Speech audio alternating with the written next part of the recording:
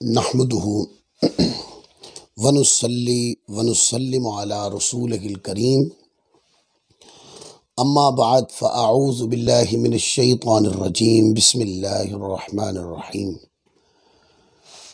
या साहिबल जमाल व या सय्यिदल बशर मिन वजहिकल मुनीर लक़द नुव्विरल क़बर ला युमकिनुस सनाउ कमा कान हक़्क़ुहु बादस खुदा बुजुर्ग तुई क़िस्सा मुख्तसर व अहसनु मिन कलम तरक़त आइनी व अजमल मिन कलम तलिद निसाउ खुलिक़त मुबर्रअन मिन कुल्लि ऐब कअन्नक क़द खुलिक़त कमा तशाउ बलगल उला बिकमालिही कशफ़द दुजा बिजमालिही हसनत जमीउ ख़िसालिही सल्लु अलैहि व आलिही अल्लाहुम्मा सल्लि व सल्लिम व बारिक अला सय्यिदिना व मौलाना मुहम्मद व बारिक व सल्लिम व सल्लु अलैहि। अल्लाह रब्बुल इज़्ज़त का शुक्र है, आज हम अपने बड़े प्यारे सिलसिले जिसमें हम इमाम बुखारी रहमतुल्लाह अलैह की किताब अल अदबुल मुफ़रद पढ़ रहे हैं, हम हाजिर हैं। अल्लाह ताला हमें इस्तिकामत अता फ़रमाए और जो दर्स अदब हम सुनते हैं अल्लाह ताला हमें इस पर अमल की भी तौफ़ीक़ अता फ़रमाए। बाब नंबर 28 तक का हमारा मज़मून मुकम्मल हो गया था, जिसमें हदीस नंबर 57 पर हमने पिछला दर्स इख्तिताम किया था। आज बाब नंबर 29 और हदीस नंबर 58 से हम अपनी गुफ्तगू को शुरू कर रहे हैं। बाब नंबर 29 है बाब मा वसल रहिमहु अहब्बहु अहलुहु, कि जो सिला रहमी करता है उसके रिश्तेदार उसे महबूब जानते हैं। अब नीचे हदीसें भी इसी ज़िमन में आएंगी, तो लिहाजा ये एक नुक्ता समझ लें। अगर कोई ये चाहता है कि लोगों के अंदर, रिश्तेदारों के अंदर लोग मुझसे मोहब्बत करें, लोग मेरे साथ मिलनसारी से पेश आएँ, लोग मोहब्बत के तनाजुर में मुझसे हम आहंगी हो, लिहाजा एक दूसरे के साथ उठे बैठे मोहब्बत बढ़े, रोज़ों का रुझान तबा मेरी तरफ हो, लोग मुझसे प्यार करें, अगर कोई ये चाहे तो इमाम बुखारी फरमाते हैं उसको चाहिए कि वो लोगों में सिला रहमी करना शुरू कर। सिला रहमी का माना मैं पीछे बता आया हूँ। सिला रहमी का मतलब है नरमी से पेश आना, दरगुजर करना, अच्छा सलूक करना। अच्छा सलूक इस वजह से नहीं कि आपने अच्छा सलूक किया है लिहाजा कोई आपके साथ करेगा तो आप करेंगे, नहीं। अच्छा सलूक अल्लाह की रज़ा के लिए करें। कोई आपसे बुरा सलूक भी करे तो आप उससे अच्छा सलूक करें।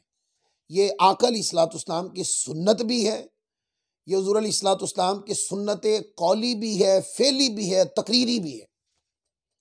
यानी कि ये दाइमन आदत मुबारका थी कि हुज़ूर अलैहिस्सलाम अगर कोई सख्त कलामी करता तो आका अलैहिस्सलाम मोहब्बत से बात करते। अगर कोई बंदा सख्ती करता तो आका अलैहिस्सलाम नरमी फरमाते। तो कोई दरगुजर करता मेरे मुस्तफ़ा उसको अता करते।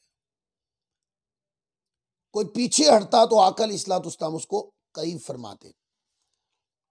लिहाजा ये एक आपको बड़ी अच्छी और अच्छा मशवरा और अच्छी बात बता दी कि रिश्तेदारों में लोग आपसे मोहब्बत करने वाले बन जाएंगे। क्या है? आप लोगों से मोहब्बत, सिला रहमी, दरगुजर करना, माफ़ करना, रिश्ते जोड़ना, रिश्ते तोड़ने से बचना, ये अच्छी अच्छी रविशें आप लोगों के साथ, इन रविशों के साथ हम आहंग हो जाएं तो फिर आप देखें कैसे लोग आपसे मोहब्बत करते हैं। इसके नीचे हदीस है जिसको हज़रत इब्ने उमर रदियल्लाहु ताला अन्हुमा से रिवायत है। फरमाते हैं कि जो आदमी अपने परवरदिगार से डरता है और सिला रहमी करता है उसको इनामात मिलते हैं। उनमें पहला कि उसकी उम्र लंबी कर दी जाती है, उसमें दूसरा उसका माल बढ़ा दिया जाता है, यानी उसको रिस्क की तंगी नहीं होती। और नंबर 3, उसके रिश्तेदार उससे मोहब्बत करने लगते हैं। क्या है? खौफ खुदा हो और सिला रहमी करे। सिला रहमी दोस्तों, जिस दिल में खौफ खुदा होता है वही सिला रहमी करता है, क्योंकि खौफ खुदा एक चीज ऐसी है, अगर ये खजाना किसी के पास आ जाए तो बंदा खुद ब खुद ही इबादत की तरफ खींचता जाता है, खुद ब खुद अच्छे अखलाक की तरफ खींचता चला जाता है, खुद ब खुद लोगों के साथ अच्छे रवैये की तरफ खींचता जाता है। बंदे के अतवार, किरदार, बंदे का अंदाज, गुफ्तार संवर जाती, पाक हो जाती है। खौफ खुदा एक ऐसी नेमत है अगर किसी को नसीब हो जाए। फरमाया कि खौफ खुदा हो और सिला रहमी करता हो, फरमाया कि उसको 3 इनाम मिलेंगे। नंबर 1 कि फरमाया कि उसकी उम्र लंबी होगी। नंबर 2, और उसका माल बढ़ा दिया जाएगा। नंबर 3, उसके रिश्तेदार उससे मोहब्बत करेंगे। इस रिवायत को इमाम अबू बकर इब्न अबी शैबा ने अपने मुसन्नफ में भी लिखा, 25,291 के ऊपर, और भी कई आइम्मा ने लिखा।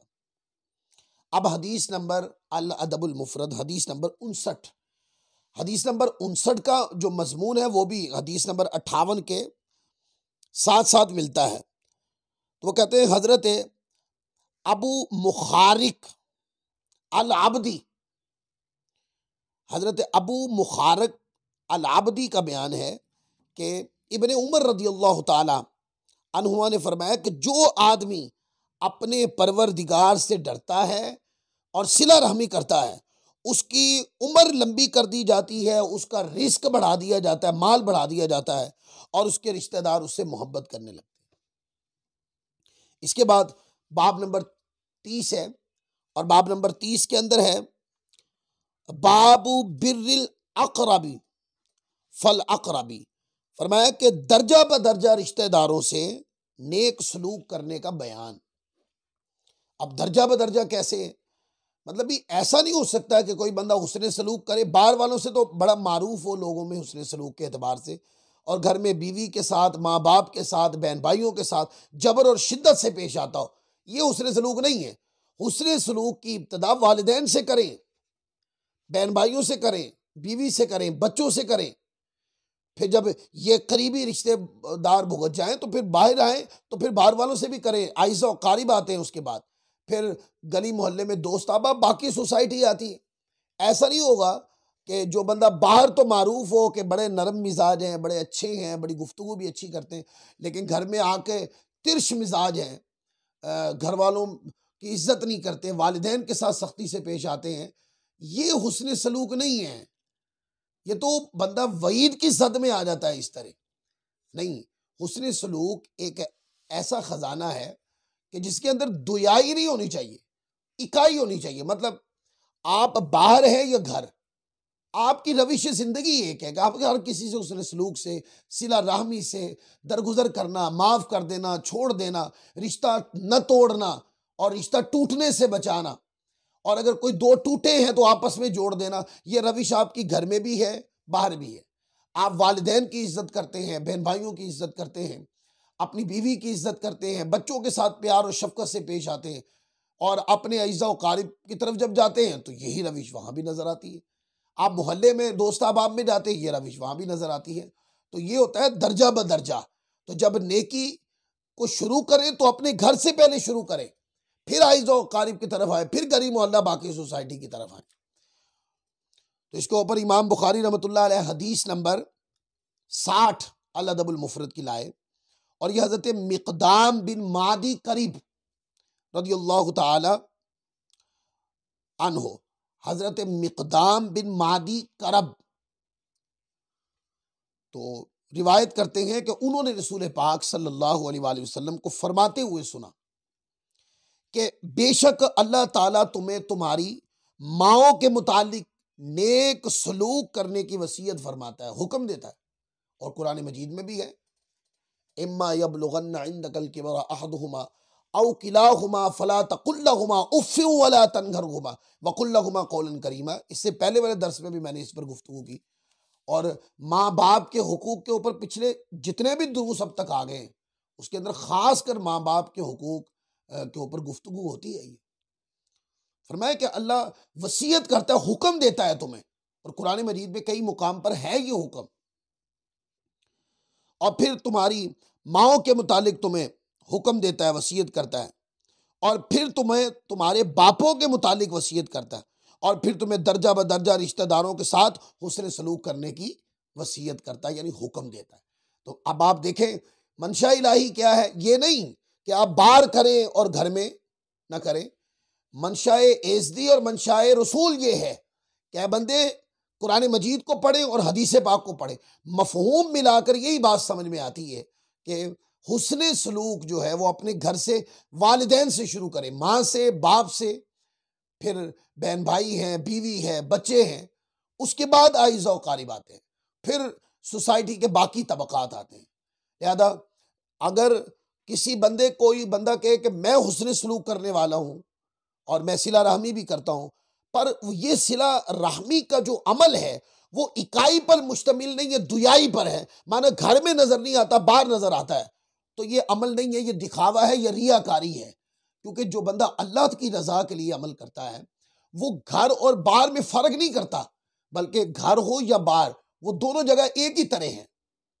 लिहाजा दोस्तों को चाहिए कि अगर बाहर हुस्ने सलूक के, नरम मिजाजी के, सिला रहमी के आपने झंडे गाड़े हैं तो वो घर में भी करें ऐसा। और सिला रहमी एक ऐसा अमल है, जैसे पिछली हदीस में मैं बता चुका हूं, कि जो बंदा करता है, और ये अमल खौफ खुदा वाला बंदा करता है, चूंकि ये अमल का अजर मिलता ही तब है कि जब बंदा ये अमल अल्लाह की रजा के लिए करे।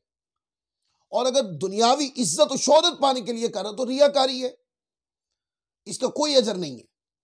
और अगर कोई अल्लाह की रजा के लिए करता है तो ये खौफ खुदा की बुनियाद पर या हुब्बे इलाही की बुनियाद पर बंदा करता है। और फिर जब ये अमल करता है तो फिर इसमें दुयाई हो ही नहीं सकती जो खौफ खुदा की बुनियाद पर करता है। क्यों? कि उसने ये अमल करना ही अपने मौला के लिए है। तो जो अमल अल्लाह के लिए किया गया हो, तो वो घर हो या बाहर, बंदे की रविश एक होती है, वो इकाई पर मुश्तमिल होती है, उसमें दुयाई का तसव्वुर नहीं होता। लिहाजा माँ बाप, बहन भाई, बीवी, बच्चे, ये पहले मुहर्रकात हैं जिनके साथ नरमी करनी, मोहब्बत से पेश आना, सिला रहमी करनी, दरगुजर करना, माफ कर देना। इनके साथ ताल्लुक तोड़ना नहीं है, इनके साथ ताल्लुक जोड़ने हैं। अगर कोई फूट गए हैं तो इनफरादी कोशिश से जोड़ देना है उनको। और उसके बाद फिर बाकी आइज़ो क़ारिब हैं, फिर मोहल्लेदार हैं, फिर दीगर तबकात ज़िंदगी। ये रिवायत अल्लामा इब्ने माजा ने भी लिखी है, जिसको इमाम बुखारी अल अदबुल मुफरद की हदीस नंबर 60 पे लाए। अल्लामा इब्ने माजा ने अपनी सुनन के अंदर हदीस नंबर 3661 पर, अहमद बिन हम्बल ने इसको 2 मुकाम पर लिखा, 17,184 पर और 17,187 पर।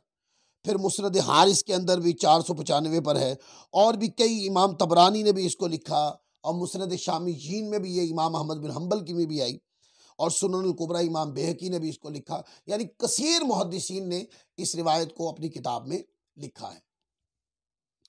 फिर आगे एक रिवायत है, हदीस नंबर 61, अल अदबुल मुफरद हदीस नंबर 61। हजरत अबू अय्यूब सुलेमान मौला उस्मान बिन अफ़्फ़ान रज़ियल्लाहु ताला अन्हु, वो बयान करते हैं कि हमारे पास जुमेरात की शाम और जुमा की रात को हजरत अबू हुरैरा रज़ियल्लाहु ताला अन्हु आए। फरमाया कि हर उस आदमी पर सख्ती करूंगा जो कते रहमी करने वाला होगा। यह आपने आकर फरमाया, यानी कि नापसंदीदगी का इजहार फरमाया उन लोगों के साथ जो रिश्ते तोड़ते हैं, जो ताल्लुक कता करते हैं। ताल्लुक कता करने का माना ये होता है लोगों में नफरत पैदा करना, लोगों को जिल्लत देना, तकलीफ देना, लोगों को परेशानियों में मुब्तला करना। तो आपने फरमाया, सख्ती फरमाई उन पर जो रिश्ते तोड़ते हैं और कता करते हैं रिश्ते। तो हजरत अबू यूब सुलेमान वो फरमाते हैं कि वो हमारे पास से उठकर, हजरत अबू हुरैरा रज़ियल्लाहु ताला अन्हु के बारे में, कि हजरत अबू हुरैरा रज़ियल्लाहु ताला फरमाया कि वो बंदा हमारे पास से उठ के चला जाए, कोई एक भी ना उठा, हत्ता कि आपने 3 मरतबा फरमाया ये कि वो जो रिश्ते तोड़ने वाला है, या जिसने रिश्ता किसी से तोड़ा हुआ है, वो हमारे पास से उठ के चला जाए। 3 बार फरमाया, कोई ना उठा। पास एक नौजवान अपनी फूफी के पास आया जिससे उसने अरसा 2 साल से ताल्लुक फोड़ा हुआ था, तोड़ा हुआ था। बस वो इन यानी अपनी फूफी के पास गया तो उस फूफी ने उस नौजवान भतीजे से कहा, ऐ भतीजे तू कैसे मेरे पास आया? उसने कहा कि मैंने हजरत अबू हुरैरा रदियल्लाहु ताला अन्हो को ऐसे ऐसे कहता हुआ सुना है। यानी उन्होंने फरमाया है कि उन लोगों से नफरत की है आपने कि जो रिश्ता तोड़ते हैं और अपनी बारगाह से उठ जाने को कहा है। तो इस बुनियाद पर मैंने ये बात आपके पास की है, मैं आपके पास आया हूं ताकि मैं आपको राजी कर लूं। तो वो जो जवान उठ के गया तो उसकी फुप्पी ने कहा, जाओ दोबारा हजरत अबू हुरैरा रज़ियल्लाहु तआला की तरफ वापस जाओ और पूछो उन्होंने क्यों कहा।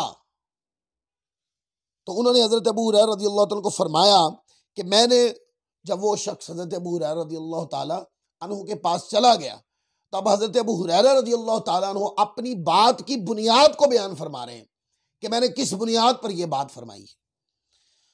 तो आपने फरमाया कि मैंने नबी पाक सल्लल्लाहु अलैहि वसल्लम को फरमाते हुए सुना कि बनी आदम के आमाल अल्लाह तबारक व तआला अज़्ज़ व जल की बारगाह में हर जुमेरात की शाम जुमा की रात को पेश होते हैं। तो कते रहमी करने वाले आदमी के अमल को अल्लाह ताला कबूल नहीं फरमाता। अब ये तो आमाल तो अल्लाह की बारगाह में रोज़ाना ही पेश होते हैं और आमाल पेश ना भी हो तो अल्लाह तबारक व तआला अज़्ज़ व जल हर चीज़ को जानने वाला है। लेकिन ये उसकी बारगाह का इकराम है कि ख़ास कर जुमेरात और जुमा की शाम को आमाल पेश होते हैं। तो जो लोग कते ताल्लुकी करने वाले हैं उनके आमाल को अल्लाह तबारक व तआला पसंद नहीं फरमाता, कबूल नहीं फरमाता। इसको इमाम अहमद बिन हम्बल ने भी अपनी मुस्नद के अंदर रिवायत किया, हदीस नंबर 10,272 के ऊपर। अब इसके अंदर एक मैसेज है, देखें, रिश्ते तोड़ने वाले, कते करने वाले, चूंकि वो नफरत करने का बाइस बनते हैं और नफरत से मुआशरे के अंदर एक ज़हनी गंदगी पैदा होती है, तसव्वुराती गंदगी पैदा होती है, सोच के मेयार बदलते हैं और मुआशरे के अंदर अखलाक का पैमाना डैमेज होता है। इसलिए सहाबा किराम अखलाक के फरोग के लिए कितने सख्त थे। फरमाया कि वो शख्स उठ के चला जाए कि जो लोगों के अंदर नफरतें पैदा करता है, यानी कि कते ताल्लुक ही करता है, लोगों के साथ अच्छे तरीके से पेश नहीं आता और ताल्लुक तोड़ता है। फरमाया कि वो हमारे पास से उठ के चला जाए, और 3 बार फरमाया। इससे आप दोस्त भी देखें कि सहाबा किराम कतई ताल्लुकी करने वाले अमल से कितनी नफरत फरमाते थे। फिर आगे हदीस नंबर 62 है, हजरत आदम बिन अली और इब्ने उमर रदियल्लाहु ताला अन्हुमा से रिवायत करते हैं कि जो आदमी अजरो सवाब की उम्मीद से अपने आप पर, अपने घर वालों पे खर्च करता है तो अल्लाह तबारक व तआला उसको उसका अजर अता फरमाता है। और अपने घर वालों से खर्च की इब्तदा करो जो तुम्हारी कफालत में है। फिर अगर माल ज्यादा होने की बिना पर बच जाए तो दर्जा बदर्जा करीबी रिश्तेदारों पर, और अगर फिर भी माल बच जाए तो फिर जैसे चाहो मुआशरे में दीगर तबकात के अंदर खर्च करो। अब देखो कितनी खूबसूरत तरतीब समझा दी हदीस पाक ने कि खर्च करना है ना, सखावत जिसको कहते हैं, अगर इसको शुरू करना है तो अपने घर वालों से करें। कुछ लोग ऐसे होते हैं, बार सखी मशहूर होते हैं, बार देने वाले मशहूर होते हैं लोगों के अंदर, सोसाइटी के अंदर, के ये बहुत अच्छे हैं, लोगों में बहुत कुछ देते हैं, लेकिन उनके घर चले जाए तो घर में रिस्क की फरावानी की कोई ऐसी आपको क्राइम नहीं मिलेंगे। घर वाले तंग हैं, घर में ये जो सखावत बार हो रही है उसके असरात घर में बिल्कुल नजर नहीं आ रहे।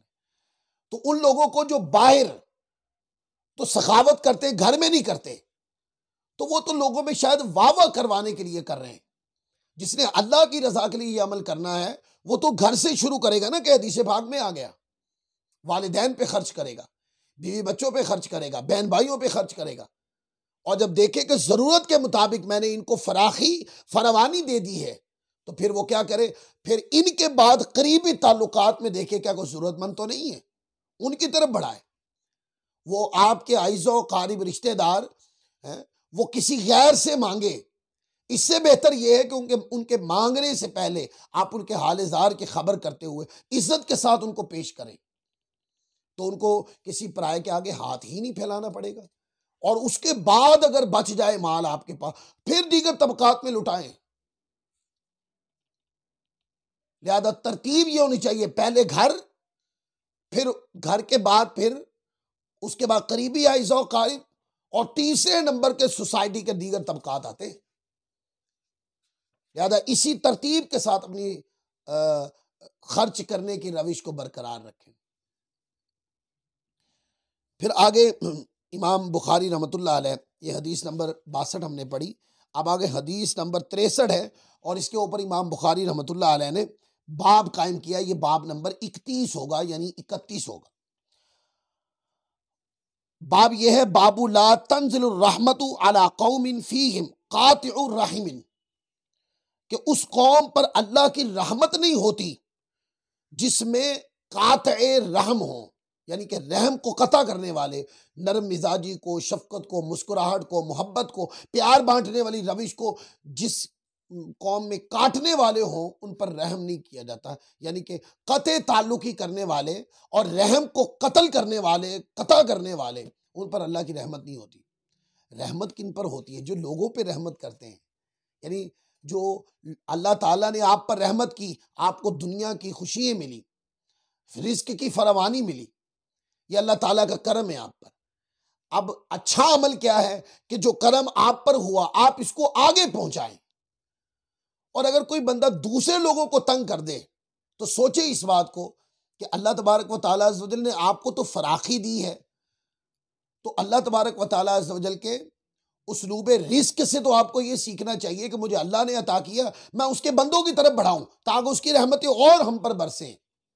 लेकिन हमने दूसरों को जिल्लत, अज़ियत, तकलीफ देना शुरू कर दी। तो जो लोग इस तरह करते हैं फिर उनके ऊपर अल्लाह की रहमत यानी अल्लाह रहम नहीं फरमाता। और ऐसे ही लोग आप देखते हैं सोसाइटी के तबकात में, मुख्तलिफ तबकात में आपको मिलते हैं, शिकायत करते हैं कि हमारे रिस्क की कमी है, रिस्क कम है, रिस्क की तंगी है, लोग इज्जत नहीं करते, माशरे के अंदर लोग हमें अच्छा नहीं समझते, मुख्तलिफ मौके के ऊपर जिल्लत के आसार नजर आते, कोई भी काम करते चलता नहीं है। दोस्तों, जब आपको ये असरात नजर आए तो अपने ऊपर झांक के तो देखें कि क्या यार मेरी वजह से मैं किसी को तकलीफ तो नहीं दे रहा, मैं किसी को अजियत तो नहीं दे रहा हूं, मेरी वजह से कोई बंदा परेशान तो नहीं है, जिसकी वजह से अल्लाह तबारक व तआला का करम नहीं बरस रहा, अल्लाह मुझसे नाराज है। तो आप जितने भी कते रहम किए हैं, रिश्ते कता किए हैं, तोड़ दिए हैं, जो नाराज दोस्त, आप उनको राजी कर लें, अल्लाह तबारक व तआला की रहमत शुरू हो जाएगी। इसके ऊपर हदीस है, और वो ये हज़रत सुलेमान बिन आदम बयान करते हैं कि मैंने हज़रत अब्दुल्ला बिन अबी औफा रज़ियल्लाहु ताला अन्हु को फरमाते हुए सुना कि नबी पाक साहिब लौलाक सल्लल्लाहु अलैहि वसल्लम ने फरमाया, उस कौम पर रहमत इलाही नहीं होती जिसमें कते रहमी करने वाला मौजूद हो, यानी कि लोगों को जिल्लत देने वाला मौजूद हो, रिश्ते तोड़ने वाला मौजूद हो, लोगों के ऊपर मुख्तलिफ किस्म से जुल्म ढाने वाला मौजूद हो, उसके ऊपर अल्लाह ताला रहम नहीं फरमाता।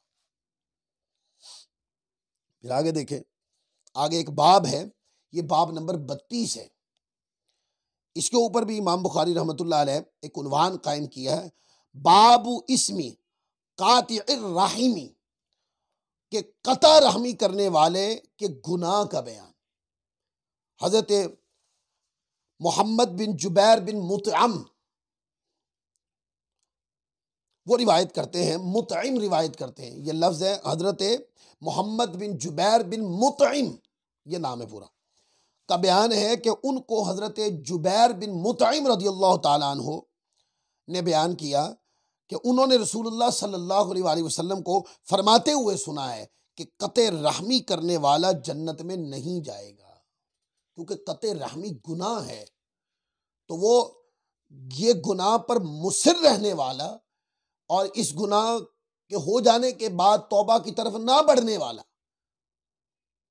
फरमाया कि दाइमन बरकरार रहने वाला, इस गुनाह को आदतन करने वाला, वो पहले दोज़ख में जाएगा, अपने गुनाहों की सजा भुगतेगा वहां, उसके बाद फिर ईमान की बुनियाद पर जन्नत में जाएगा।